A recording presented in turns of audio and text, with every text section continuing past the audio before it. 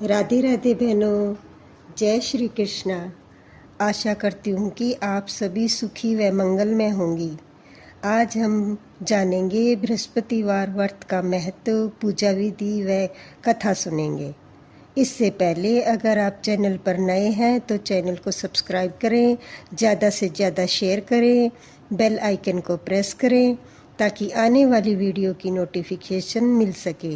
बहनों, वीडियो अच्छी लगे तो लाइक भी करना और कमेंट करके बताना कि आप किस विषय पर वीडियो सुनना चाहती हैं। चलिए अब बात करते हैं बृहस्पतिवार व्रत के बारे में।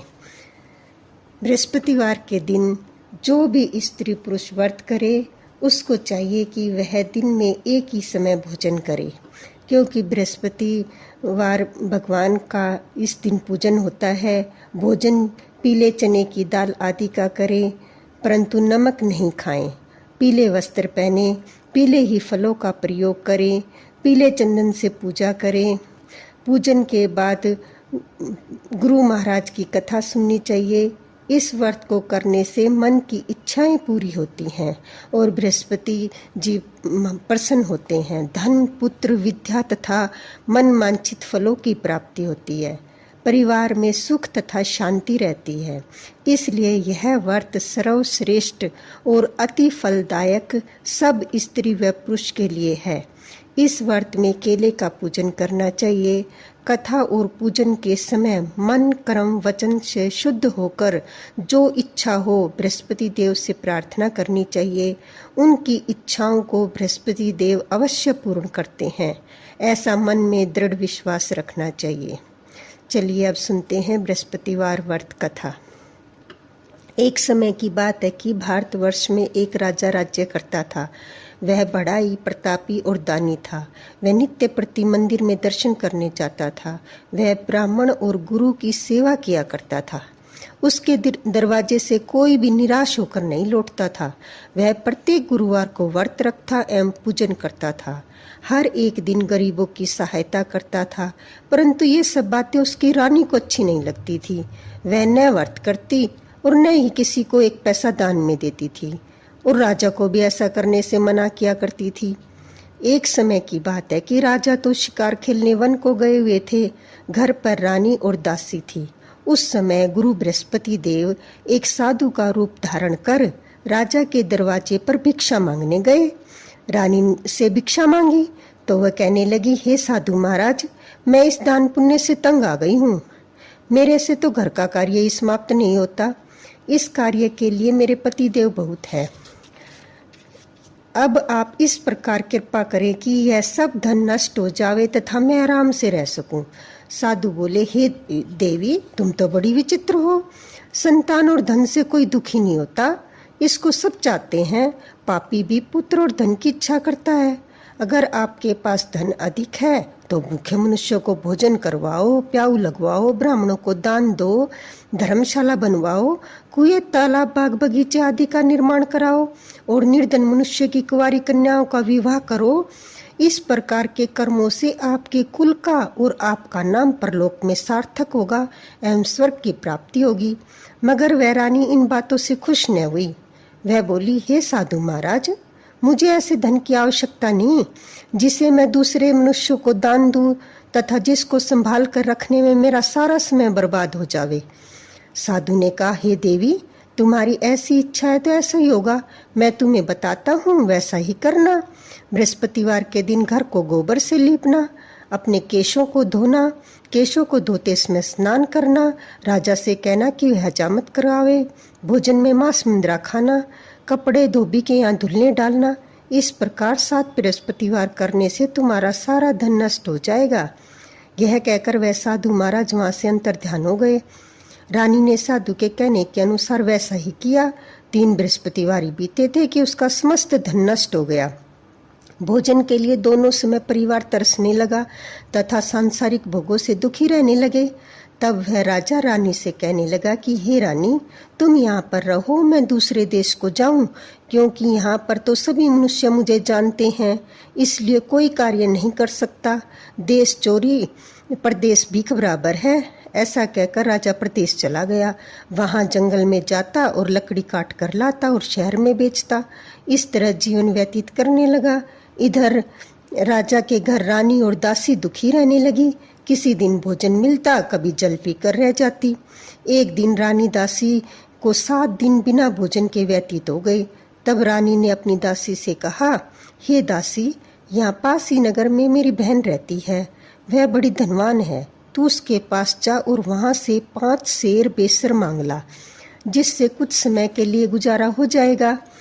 इस प्रकार रानी की आज्ञा मानकर दासी रानी की बहन के पास गई। तो रानी की बहन उस समय पूजन कर रही थी, क्योंकि उस रोज बृहस्पतिवार का दिन था। जब दासी ने रानी की बहन को देखा और उससे बोली, हे रानी, मुझे तुम्हारी बहन ने भेजा है, मेरे लिए 5 सेर बेसर दे दो। इस प्रकार रानी ने अनेक बार कहा, दासी ने अनेक बार कहा, परंतु रानी ने कुछ उत्तर नहीं दिया, क्योंकि वह उस समय बृहस्पतिवार का व्रत कथा सुन रही थी। इस प्रकार जब दासी को किसी प्रकार का उत्तर नहीं मिला तो वह दुखी हुई और क्रोध भी आया और लौटकर अपने गांव रानी के पास आकर बोली, हे रानी, आपकी बहन बहुत घमंडी है, वह छोटे लोगों से बात नहीं करती। जब मैंने उससे तुम्हारा संदेश कहा तो उसने उत्तर नहीं दिया, मैं वापस चली आई। रानी बोली, हे दासी, इसमें उसका कोई दोष नहीं है। जब बुरे दिन आते हैं तब कोई सहारा नहीं देता। अच्छे बुरे का पता विपत्ति में ही लगता है। जो ईश्वर की इच्छा होगी वही होगा। यह सब हमारे भाग्य का दोष है। इधर उस रानी ने देखा कि मेरी बहन की दासी आई थी, परंतु मैं उससे नहीं बोली, इससे वह बहुत दुखी हुई होगी। यह सोच कथा सुन और विष्णु भगवान का पूजन समाप्त कर वह रानी अपने बहन के घर चल दी। जाकर अपनी बहन से कहने लगी कि हे बहन, जिस समय तुम्हारी दासी मेरे पास गई थी तब मैं बृहस्पतिवार का व्रत कर रही थी, परंतु जब तक कथा होती है तब तक न उठते हैं न बोलते हैं, इसलिए मैं न बोली। कहो दासी क्यों गई थी? रानी बोली, बहन, हमारे घर में अनाज नहीं था, वैसे तुमसे कोई बात छुपी नहीं है, इस कारण मैंने दासी को तुम्हारे पास 5 सेर बेसर लेने के लिए भेजा था। रानी बोली, बहन, बृहस्पति भगवान सबकी मनोकामना पूर्ण करते हैं, देखो शायद तुम्हारे घर में अनाज रखा हो। इस प्रकार का वचन जब रानी ने सुना तो वह घर के अंदर गई और वहां उसे एक घड़ा बेसर का भरा मिल गया। तब तो रानी और बांदी दोनों बहुत खुश हुई और दासी कहने लगी, हे रानी, वैसे हमको जब नहीं मिलता तो हम रोज ही व्रत करते हैं, अगर इससे व्रत की विधि और कथा पूछ ली जाए तो हम भी किया करेंगे। तब उस रानी ने अपनी बहन से पूछा कि हे बहन, बृहस्पतिवार के व्रत की कथा कैसे है तथा यह व्रत कैसे करना चाहिए? रानी की बहन ने कहा कि इस व्रत में चने की दाल मुनक्का से विष्णु भगवान का केले की जड़ में पूजन करें, दीपक जलावें, पीला भोजन करें तथा कहानी सुने। इस प्रकार करने से गुरु भगवान प्रसन्न होते हैं, अन्न पुत्र धन देते हैं, मनोकामना पूर्ण करते हैं। इस प्रकार रानी और दासी दोनों ने निश्चय किया कि बृहस्पति भगवान का पूजन जरूर करेंगे। 7 दिन बाद जब बृहस्पतिवार आया, उन्होंने व्रत रखा। गुड़शाला से जाकर गुड़ चना बीन लाई और उसकी दाल से केले की जड़ तथा विष्णु भगवान का पूजन किया। अब भोजन पीला कहाँ से आवे? बेचारी बहुत दुखी हुई। उन्होंने व्रत किया था, इस कारण गुरु भगवान प्रसन्न थे। वे महात्मा के रूप में 2 थालों में सुंदर पीला भोजन लेकर आए और दासी को देकर बोले, हे दासी, यह तुम्हारे और रानी के लिए भोजन है, तुम दोनों करना। दासी भोजन पाकर बहुत प्रसन्न हुई और रानी से बोली, चलो रानी जी, भोजन कर लो। रानी को इस विषय में कुछ पता नहीं था, इसलिए वह दासी से बोली, तू ही भोजन कर, क्यों व्यर्थ में हमारी हंसी उड़ाती है? दासी बोली, एक महात्मा भोजन दे गए हैं। रानी कहने लगी, वह भोजन तेरे लिए दे गए हैं, तू भोजन कर।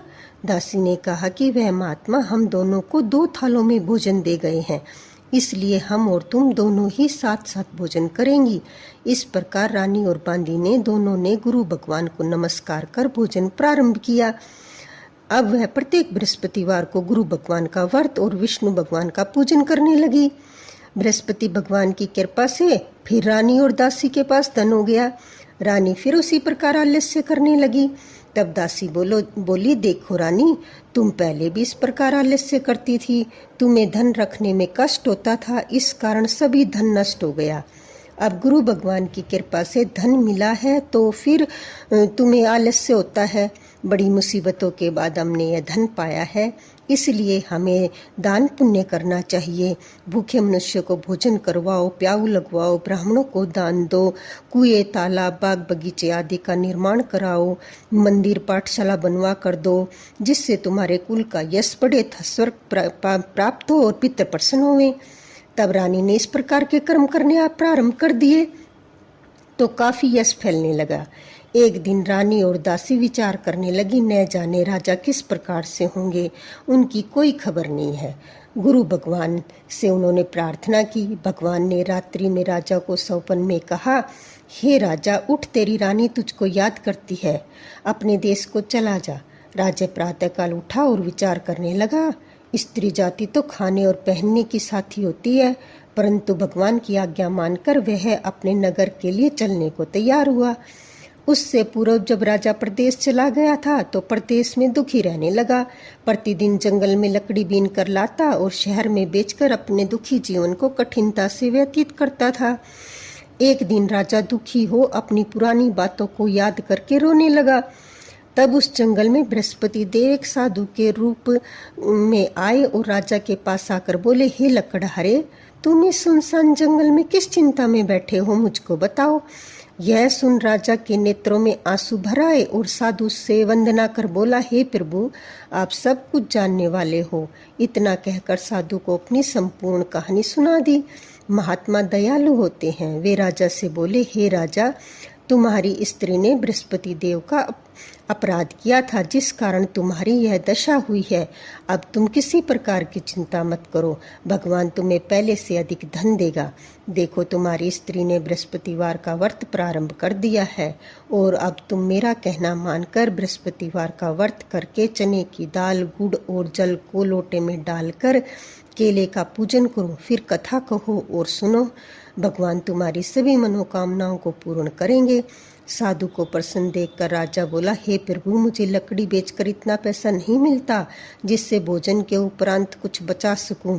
मैंने रात्रि में अपनी रानी को व्याकुल देखा है।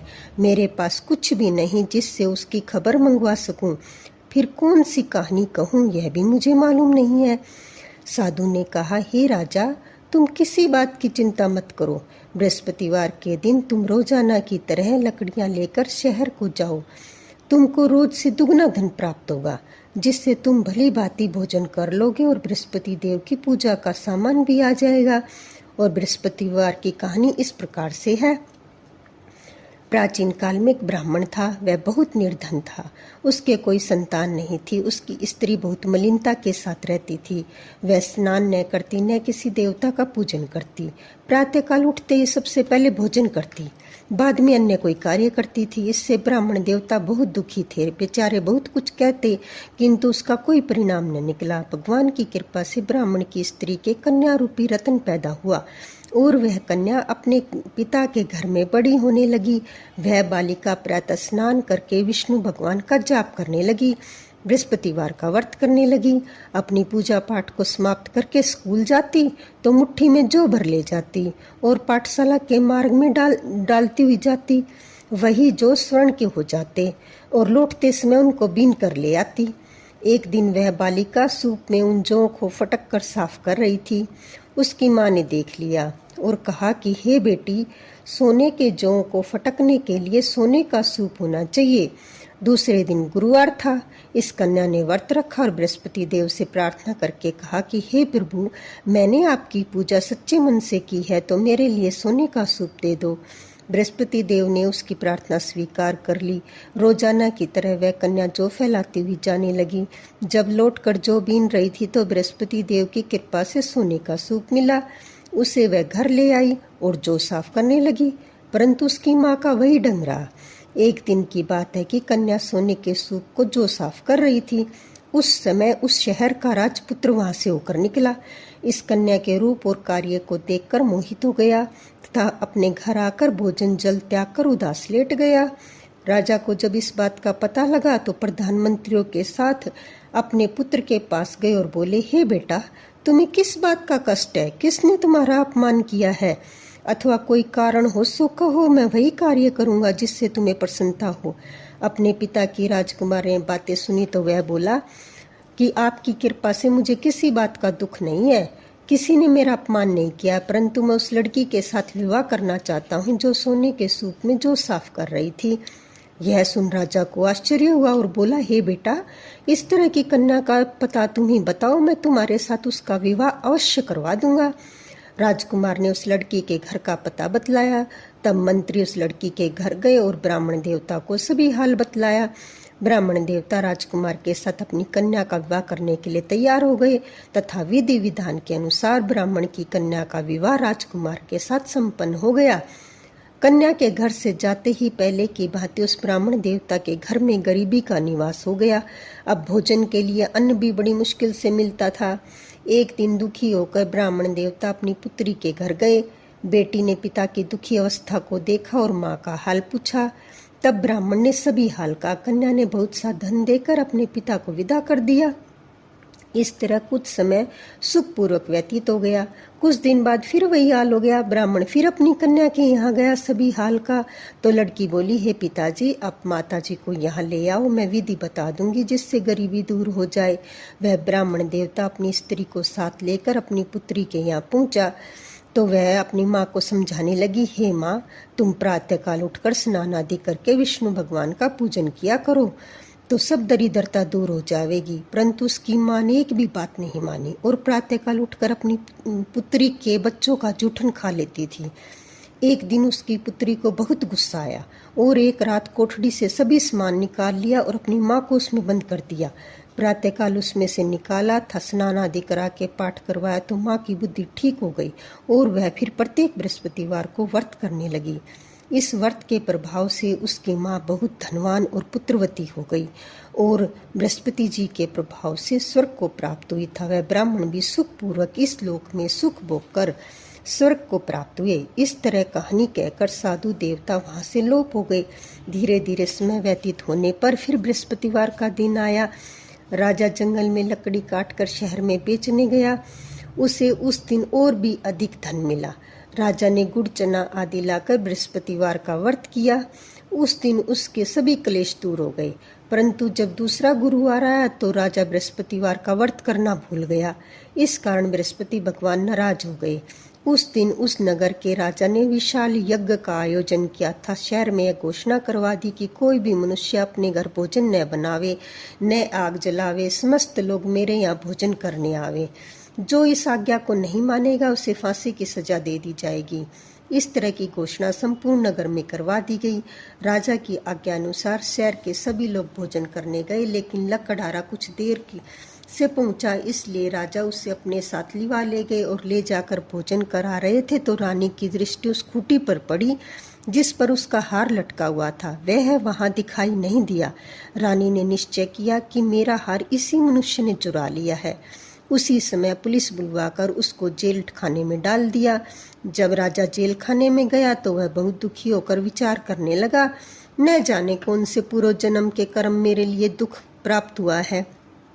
उसी साधु को याद करने लगा जो जंगल में मिला था। उसी समय तत्काल बृहस्पति देव साधु के रूप में प्रकट हो गए और उसकी दशा को देखकर कहने लगे, अरे मूर्ख, तूने बृहस्पति देवता की कथा नहीं की, इस कारण तुम्हें दुख प्राप्त हुआ है। अब चिंता मत कर, बृहस्पतिवार के दिन जेल खाने के दरवाजे पर 4 पैसे पड़े मिलेंगे, उनसे तू बृहस्पति देव की पूजा करना, तेरे सभी कष्ट दूर हो जाएंगे।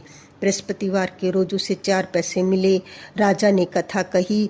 उसी रात्रि बृहस्पति देव ने नगर के राजा को सौपन में कहा कि हे राजा, तुमने जिस आदमी को जेल खाने में बंद कर दिया है वह निर्दोष है, वह राजा है, उसे छोड़ देना। रानी का हार उसी खूंटी पर लटका हुआ है। अगर तू ऐसा नहीं करेगा तो मैं तेरे राज्य को नष्ट कर दूंगा।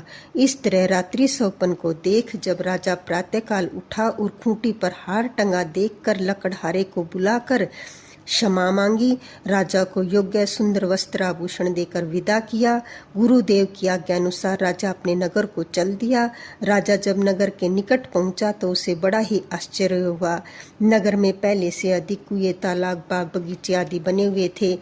राजा ने पूछा कि यह सब किसके हैं? तब नगर के सब लोग कहने लगे, यह सब रानी और बांदी के हैं। तो राजा को आश्चर्य हुआ और गुस्सा भी आया।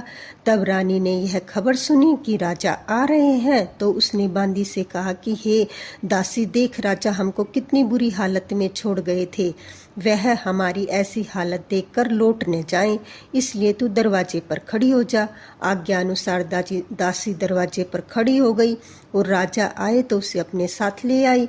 तब राजा ने क्रोध करके अपनी तलवार निकाली और पूछने लगे, बताओ यह धन तुम्हें कैसे प्राप्त हुआ है? तब उन्होंने कहा कि हमें यह धन बृहस्पति देव के व्रत के प्रभाव से प्राप्त हुआ है। राजा ने निश्चय किया कि 7 रोज बाद तो सभी बृहस्पति देव का पूजन करते हैं, परंतु मैं रोजाना दिन में 3 बार कहानी कहा करूंगा और रोज व्रत किया करूंगा। अब हर समय राजा के दुपट्टे में चने की दाल बंधी रहती था, दिन में 3 बार कहानी कहता। एक रोज राजा ने विचार किया, चलो अपनी बहन के यहाँ हो आवे। इस तरह निश्चय कर राजा घोड़े पर सवार होकर अपनी बहन के घर जाने लगा। मार्ग में उसने देखा कि कुछ आदमी मुर्दे को लिए जा रहे हैं। उन्हें रोककर राजा कहने लगा, अरे भाइयों, मुझसे बृहस्पतिवार की कथा सुन लो। वे बोले, हमारा तो आदमी मर गया है, इसको कथा की पड़ी है। परंतु कुछ आदमी बोले, अच्छा सुना दो। राजा ने दाल निकाली और कथा करने लगा। जब कथा आधी हुई तो मुर्दा हिलने लगा। जब समाप्त हुई तो राम राम करके वह मनुष्य खड़ा हो गया। आगे मार्ग में एक किसान खेत में हल चला रहा था। राजा ने उसे देखा और बोला, अरे भाई, मेरी बृहस्पतिवार की कथा सुन ले। किसान बोला, जब तक तेरी कथा सुनूंगा तब तक 4 हइया जोत लूंगा। जा अपनी कथा किसी और को सुनाना। इस तरह राजा आगे चलने लगा। राजा के हटते ही बैल पछाड़ खाकर गिर गए और उसके पेट में जोर से दर्द होने लगा। उसी समय उसकी माँ रोटी लेकर आई। जब उसने देखा, उसने अपने पुत्र से सब हाल पूछा। बेटे ने सभी हाल कह दिया। तो बुढ़िया दौड़ी दौड़ी घुड़सवार के पास गई और बोली, मैं तेरी कथा सुनूंगी, तू अपनी कथा मेरे खेत पर चलकर कहना। राजा ने बुढ़िया के खेत पर जाकर कथा कही, जिसके सुनते ही बैल खड़े हो गए और किसान के पेट का दर्द बंद हो गया। राजा अपनी बहन के घर पहुंचा। बहन ने भाई की खूब मेहमानी की। दूसरे रोज प्रातःकाल जागा तो वह देखने लगा कि सब लोग भोजन कर रहे हैं। राजा ने अपनी बहन से कहा, ऐसा कोई मनुष्य है जिसने भोजन न किया हो और मेरे बृहस्पतिवार की कथा सुन ले? बहन बोली, हे भैया, यह देश ऐसा ही है, यहाँ पर लोग पहले भोजन करते हैं, बाद में अन्य कोई कार्य करते हैं। अगर पड़ोस में हो तो देख आऊं। ऐसा कहकर वह देखने चली गई, परंतु उसे कोई व्यक्ति नहीं मिला जिसने भोजन न किया हो। अतः वह एक कुम्हार के घर गई जिसका लड़का बीमार था। उसे मालूम हुआ कि उसके यहाँ 3 रोज से किसी ने भोजन नहीं किया है। रानी ने अपने भाई की कथा सुनने के लिए कुम्हार से कहा। वह तैयार हो गया। राजा ने जाकर बृहस्पतिवार की कथा कही, जिससे सुनकर उनका लड़का ठीक हो गया। अब तो राजा की प्रशंसा होने लगी। एक दिन राजा अपनी बहन से कहा कि हम अपने घर को जाएंगे, तुम भी तैयार हो जाओ। राजा की बहन ने अपनी सास से पूछा। सास बोली, हाँ चली जा, परंतु अपने लड़कों को मत लेके जाना, क्योंकि तेरे भाई के कोई संतान नहीं है। बहन ने अपने भैया से कहा। भैया बोल कि हे भैया, मैं तो चलूंगी पर कोई बालक नहीं जाएगा। राजा बोला, जब कोई बालक नहीं जाएगा तो तुम क्या करोगी? बहुत दुखी मन से राजा अपने नगर को लौट आया। राजा ने अपनी रानी से कहा, हम निर्वंशी राजा हैं, हमारा मुंह देखने का धर्म नहीं और कुछ भोजन आदि नहीं किया। रानी बोली, हे राजन, बृहस्पति देव ने हमें सब कुछ दिया है तो हमें संतान भी अवश्य देंगे। उसी रात्रि को बृहस्पति देव ने राजा को सौपन में कहा कि हे राजा, उठ, सभी सोच को त्याग दे, तेरी रानी गर्भ से है। राजा को यह बात सुनकर बहुत खुशी हुई। 9वें महीने में उसके गर्भ से एक सुंदर पुत्र प्राप्त हुआ। तब राजा बोला, हे रानी, स्त्री बिना भोजन के रह सकती है, लेकिन बिना कहे नहीं रह सकती। जब मेरी बहन आवे तो उससे कुछ मत कहना। रानी ने सुनकर हाँ कर दी। जब राजा की बहन ने यह शुभ समाचार सुना तो वह खुश हुई और बधाई लेकर अपने भाई के यहाँ आई। तब रानी ने कहा, घोड़ा चढ़कर तो आई नहीं, गधा चढ़ी आई। राजा की बहन बोली, भाभी, मैं इस प्रकार न कहती तो तुम्हें औलाद कैसे मिलती? बृहस्पति देव ऐसे ही हैं, जिसके मन में जैसी मनोकामनाएं होती हैं सभी को पूर्ण करते हैं। जो सद्भावना पूर्वक बृहस्पतिवार का व्रत करता है एवं कथा पढ़ता है, सुनता है, दूसरों को सुनाता है, बृहस्पति देव उसकी सभी मनोकामना पूर्ण करते हैं। बृहस्पति देव सबकी सदैव रक्षा करते हैं। संसार में सच्ची भावना और श्रद्धा से भगवान जी का पूजन व व्रत करते हैं, उसकी सभी मनोकामनाएं पूर्ण होती है। जैसी सच्ची भावना से राजा और रानी ने इस कथा का गुणगान किया तो उनकी सभी इच्छाएं बृहस्पति देव जी ने पूर्ण की थी। इसलिए सबको कथा सुनने के बाद प्रसाद लेकर जाना चाहिए। हृदय में मनन करते हुए जयकारा बोलना चाहिए। बोलो बृहस्पति देव की जय, विष्णु भगवान की जय। कथा समाप्त होने पर बृहस्पति देव जी की आरती करें। बोलो बृहस्पति देव की जय। राधे राधे।